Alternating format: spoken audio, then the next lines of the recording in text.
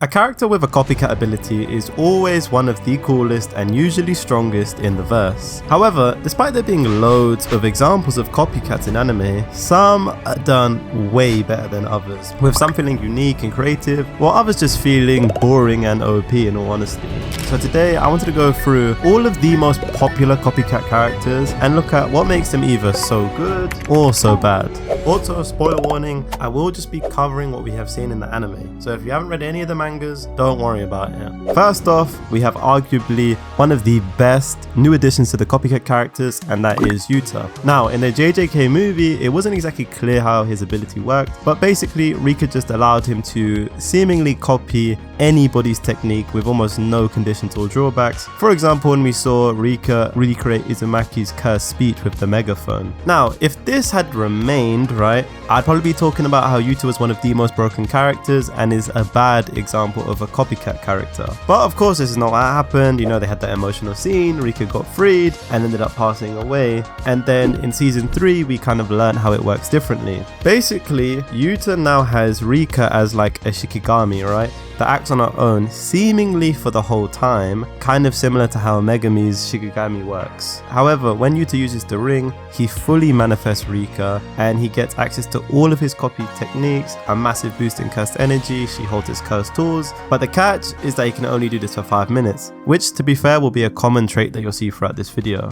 Now, this is a small manga spoiler, but it was kind of inferred in the last episode, but it's basically how Yuta can obtain new copy techniques. So if you don't want to know, then just skip ahead by 10 seconds. So basically, it's when Rika eats a part of the person, right? For example, when she eats the arm of Uru, and then after, he can use her technique. So once Rika is fully manifested, what's cool is that we know that Yuta's locked in, right? And what makes his copy ability so well done is that he's super versatile with it. For example, look at this, right?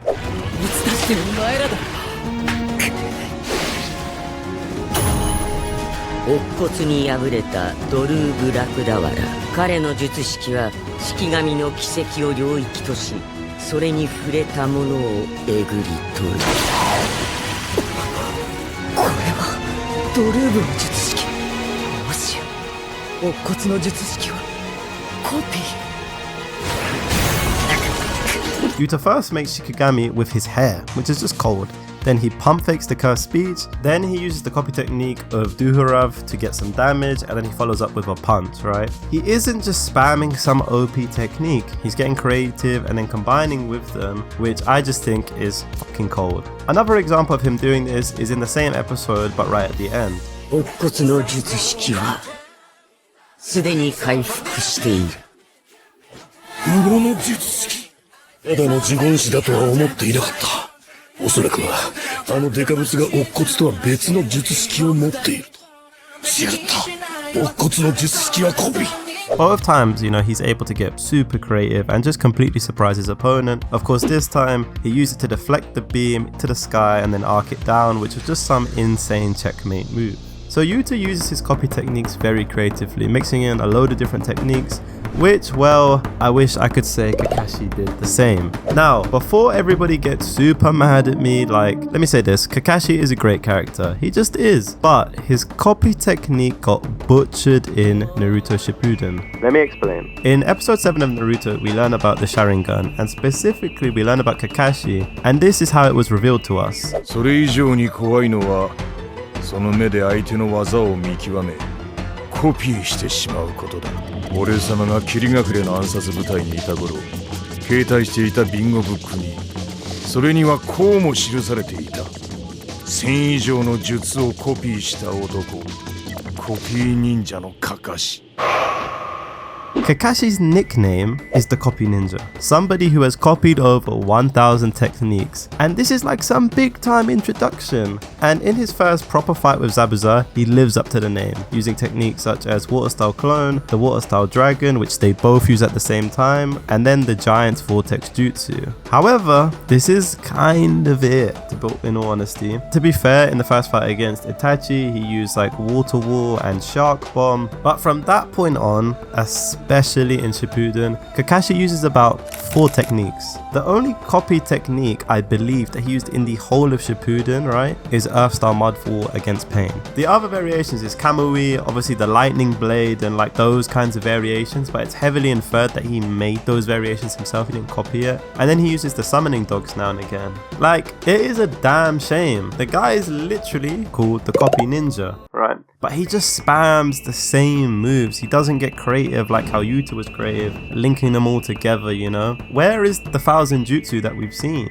But to be fair, like, this is kind of the problem with Naruto. I mean, like, think of Naruto himself. Like, it's pretty much just Rasengans and Shadow Style Jutsu, right? I mean, even Sasuke has the Sharingan, but it's not like he's copying loads of guys' jutsu and using loads of different things, you know what I mean? They just kind of spam the Mangekyo Sharingan moves, which makes sense, like, they're fucking OP, but it's just kind of a shame, you know? Like, for example, when Sasuke copied Lee, that was sick, but like after this, it's just kind of forgotten about in Shippuden, which is a shame. However, somebody who is very different is Monoma, the Phantom Thief. When we first meet him, he's kind of annoying. He's the character from Class B, obviously, but despite his copy ability, right, he has some kind of like inferiority complex, and he always says that like he knows that he needs others to be strong and that he would never be in the spotlight. This is like in extreme contrast to somebody like Kakashi or Yuta, who have reputations, you know, that precede them, and they're known for being extremely strong. One of the reasons for this big difference is how Monoma's quirk works. He can only copy people who he touches, and he can only have that quirk for 5 minutes. He can also only copy a maximum of 4 quirks at a time, but he can't use any of them at the same time.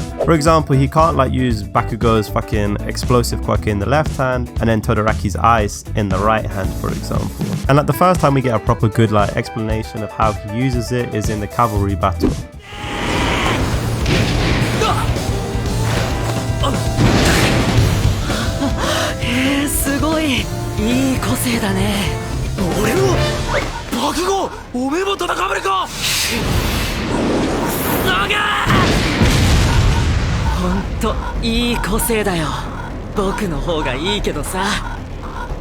He also can't copy everybody's quirk. For example, if it's a stockpile quirk, for example, One For All's quirk, or another good example is Fat Gum, because Monoma would actually need to be fat to utilize the quirk. And the thing is, right, for me, is I get the limitations, but like I honestly think he could be way stronger. Like, just send him with Bakugo, Todoroki, right, and people like that. Get him close to him, and okay, sure, it's only for 5 minutes, but in that time, he can switch between their quirks, right? He can be super effective. He can have 4. He can make it way more versatile, and after the 5 minutes, just have him touch them again, right? However, like, saying that, I do want to preface that Monoma does get his moment. For example, when he uses the warp quirk, like, that is iconic as fuck. And to be fair, when he was just sitting in safety and copying a Razorhead's quirk, that is potentially the best play. I can see how that was a good plan. So I would have loved to have seen a bit more combos, but that being said, I think he was done pretty well.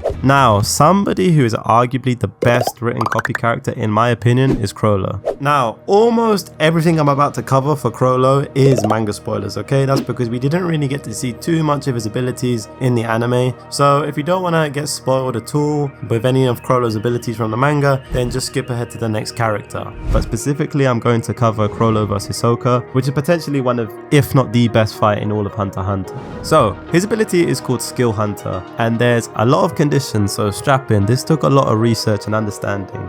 Number 1, Chrollo must witness the Nen ability in action with his own eyes. He must then ask questions about the Nen, and that must be answered by the victim. His victim's palm must touch the handprint on the cover of the Bandit's Secret, and then all of the above conditions must be completed within 1 hour. Crucially, this allows Chrollo to steal the ability, not copy it, so the original person loses that ability. For Chrollo to use the ability, he must hold the Bandit's Secret in his right hand and open the page to that ability to use that ability. Finally, if the original user of that Nen ability dies, then Chrollo loses the ability forever. So basically, Chrollo can only use 1 ability at a time. However, he has this thing called a bookmark, which means that he can use 2 abilities at one time. 1 more on a bookmark page, and then the other ability to where the page is open in the book. Alright, I know that's a lot. If you fucking read the manga chapter, you understand it's pretty complicated, but that's the gist of it, of how it works. Like, you would argue argue that there's more limitations on this because he has to hold the book open than there is the monomer potentially, right? But because Chrollo's extremely smart, as shown in his fight with Hisoka, he can make it work. The fight with Hisoka, he uses 5 different abilities. Black Voice, which means that somebody stabbed with this antenna, Chrollo can control them. Gallery Fake, which means that he can create a copy of something. Sun and Moon, which means that Chrollo can touch a target and mark them with either a sun or moon symbol. If the symbol comes into contact together, it causes an explosion.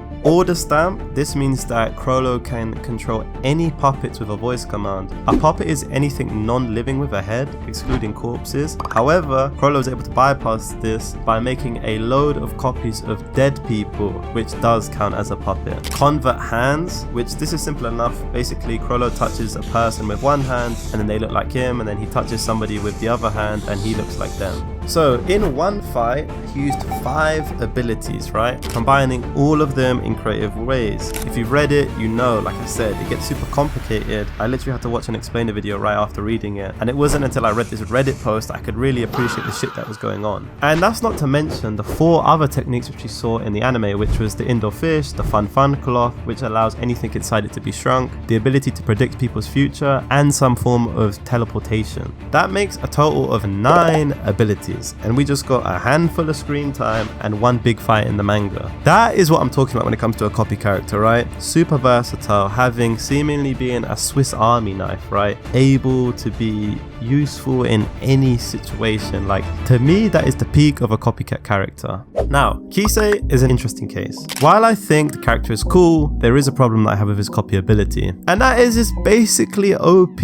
Like, the guy is incredibly gifted and can seemingly copy anything he sees. It's just as long as there isn't some physical limitation. The issue is that he's more physically gifted than 99.999% of the world. And when he gets his perfect copy, he can basically copy anything. Like, I mean, the guy literally copied Musasaki Barai.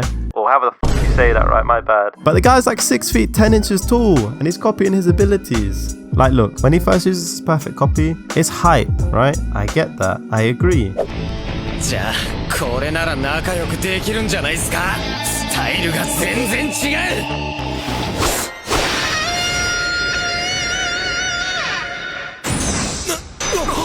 まさかあれは奇跡の世代緑間慎太郎の高弾道3。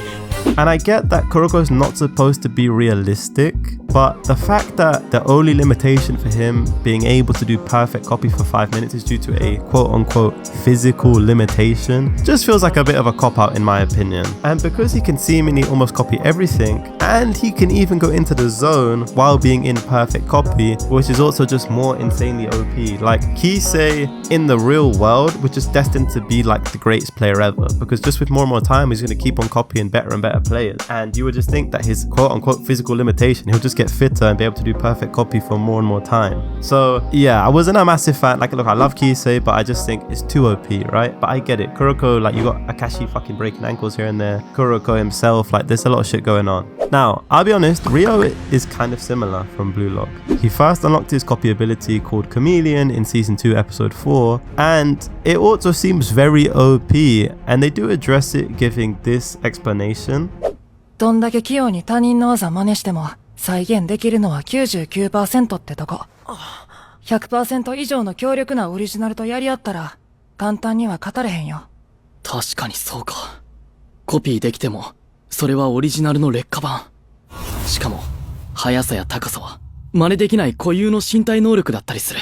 But I'm gonna be honest, like, this also seems again to be like a bad attempt to try and nerf the ability. Like, 99%? Okay, cool. Does that mean that he can do stuff like Nagi or Rin 99 out of 100 times? Like, yeah, cool. I'll take those odds. And in the match against the Japan under-20s, it felt to me like Ryo could have been so much more effective. Like, in the game, he copied both Oliver's defending style and Nagi's volley tech, right? But he does it both times basically for a defensive clearance. It's like, you could have this guy copying Nagi, Rin, Barrow, right? Interchanging their skills, and he'd literally be the best striker in the world. But instead, he's using these skills now and again for defensive work. Like, he could literally be the best player by far, in my opinion. I will caveat by saying that, like, he does get bred better in the manga, I've heard. I haven't read it, so I can't quote this. And obviously, he doesn't copy their mentalities, which I get, but it's also, again, just like a bit of a cop-out in my opinion. And I just think that he could have been super OP, so they just decided to give him less screen time, which I'm not a fan of. But maybe that just speaks more to, like, I think in sports animes, having a copycat character is hard to do.